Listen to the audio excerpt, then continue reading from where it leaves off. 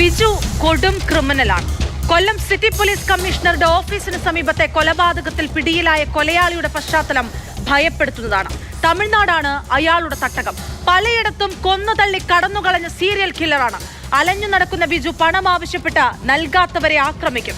വേണ്ടി വന്നാൽ കൊന്നുകളയും. കൊല്ലത്ത് 1.5 മാസത്തെ ഇടവേളയിൽ സമാന രീതിയിൽ നടന്നത് 2 കൊലപാതകങ്ങളാണ്.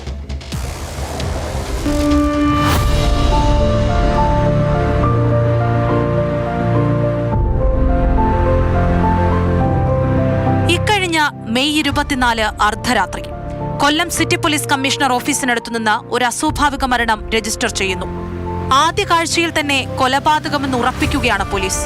രക്തം വാർന്ന നിലയിലായിരുന്നു തെരുവിൽ അന്തിയുറങ്ങിയിരുന്ന വയോധികന്റെ മൃതദേഹം. 78-കാരൻ രാജേന്ദ്രന്റെ കഴുത്തുഞ്ഞെരിച്ചാണ് കൊലപ്പെടുത്തിയത്. സമീപത്തുനിന്ന് കഴുത്തുഞ്ഞെരിച്ചു കൊല്ലാൻ ഉപയോഗിച്ച തോർത്തും കണ്ടെത്തി. പിന്നാലെ CCTV ദൃശ്യങ്ങളിലേക്കാണ് ആദ്യം പോലീസ് എത്തിയത്. സമീപത്ത് നിന്ന് തന്നെ കിട്ടിയ ദൃശ്യങ്ങളിൽ കൊലയാളിയെന്ന് സംശയിക്കുന്ന ഒരാളുടെ സാന്നിധ്യമുണ്ടായിരുന്നു. അയാൾ വയോധികനെ ആക്രമിക്കുന്നത് ദൃശ്യങ്ങളിൽ വ്യക്തമായിരുന്നു. അങ്ങനെയാണ് തമിഴ്നാട്ടിലേക്ക് കേരള പോലീസ് അന്വേഷണം വ്യാപിപ്പിക്കുന്നത്. 42 അംഗ SIT കൊല്ലം ACPയുടെ നേതൃത്വത്തിൽ 4 സംഘങ്ങളായി തിരിഞ്ഞായിരുന്നു അന്വേഷണം. ലുക്കൌട്ട് നോട്ടീസ് അടക്കം പുറപ്പെടുവിച്ച പഴുതടച്ച അന്വേഷണം.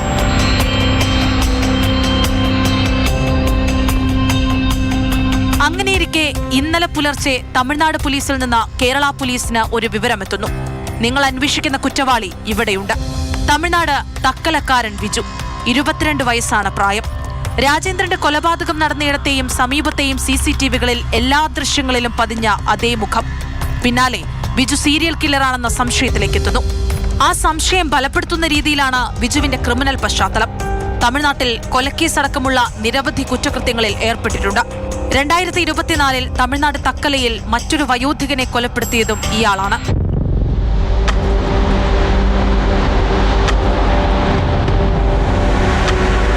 പോലീസിന്റെ നോട്ടപ്പുള്ളി, അലഞ്ഞു തിരിഞ്ഞു നടക്കുന്ന ജീവിതം.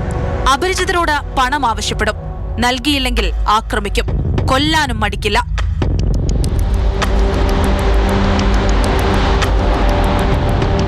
കൊല്ലത്തെ രാജേന്ദ്രന്റെ കൊലപാതകവും അങ്ങനെയാണ്. മൊബൈൽ ഫോൺ ഉപയോഗിക്കാത്തതുകൊണ്ട് തന്നെ പിടികൂടാനുള്ള സാഹചര്യവും കുറവാണ്. ചരക്കു വാഹനങ്ങളിലും ബൈക്കുകളിലും ലിഫ്റ്റ് ചോദിച്ച പലയിടത്തേക്കും യാത്ര ചെയ്യും. ചുരുക്കി പറഞ്ഞാൽ ആളുകൾ ഭയപ്പെടേണ്ട പശ്ചാത്തലമുള്ള ക്രൂരനായൊരു മനുഷ്യൻ.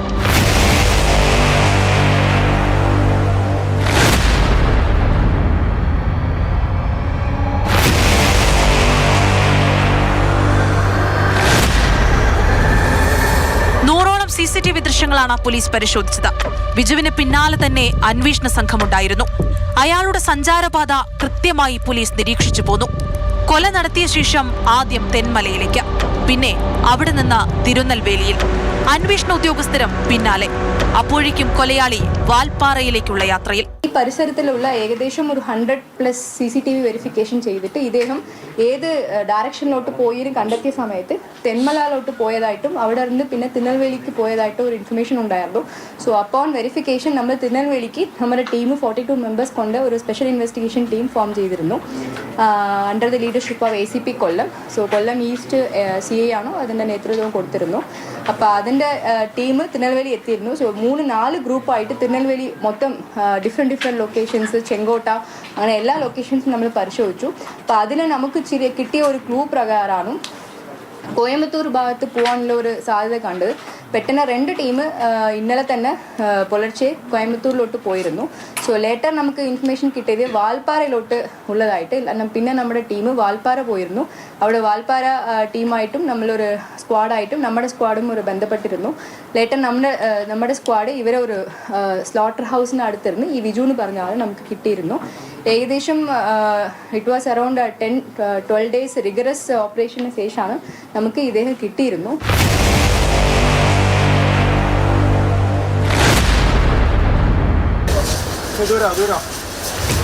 എല്ലാവർക്കും കിട്ടുമല്ലോ.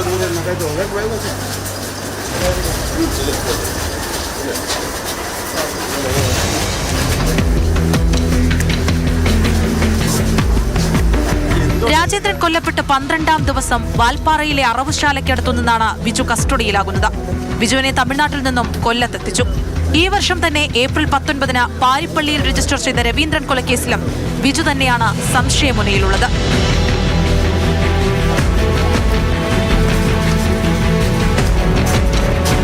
രാജേന്ദ്രനെ കൊലപ്പെടുത്തിയ സമാന രീതിയിലാണ് ഇവിടെയും കൊലപാതകം. കടത്തിണ്ണയിൽ ഉറങ്ങിയ 2 മനുഷ്യരാണ് ദിവസങ്ങളുടെ വ്യത്യാസത്തിൽ കൊല്ലപ്പെട്ടത്. ബിജുവിനെ വിശദമായി ചോദ്യം ചെയ്യണം. അപ്പോഴാണ് മറ്റു കൊലക്കേസുകളിലും വ്യക്തത വരിക.